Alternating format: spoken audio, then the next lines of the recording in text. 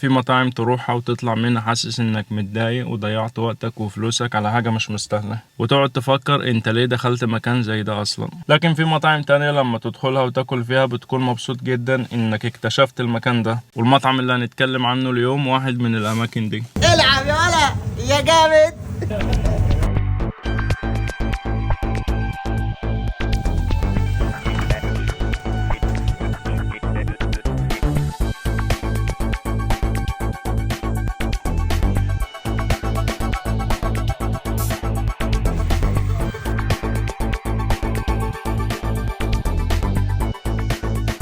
عندك اي مطعم بيفتح بيكون مجهز كل الوسائل لتسهيل توصيل الطلبات الى الزبون، وكل مطعم بيكون عنده اكتر من وسيلة لتوصيل الطلبات زي دليفر واوبر. لكن المطعم ده تحس ان شعاره لو عايز تجرب اكلنا لازم تيجي عندنا، وده ممكن اللي مخليه مميز. اتصالات طول الوقت بيسألوا اذا كنت بتعمل دليفر ولا لا، وتتفاجئ لو قلتلك ان مفيش مكان اصلا تاكل فيه جوه، كله تيك اواي، بتاخد اكلك وتمشي. وخليني اعرفكم ان المكان ده واخد ترند كبير جدا على منصة تيك توك في لندن اخر فترة، وناس كتير بتجيله من كل مكان. المكان بيقدم اكل لبناني لكن مشهور بهافي تشيكن، نص فرخة. الفراخ بتتقطع قدامك وانت واقف، وبتيجي مع رز او بطاطا مقلية، ومن فوق بيحط لك الصوص اللي هم بيعملوه. المطعم مشهور بالجارليك صوص والتشيلي صوص. المكان في منطقة هاليزدن وده العنوان.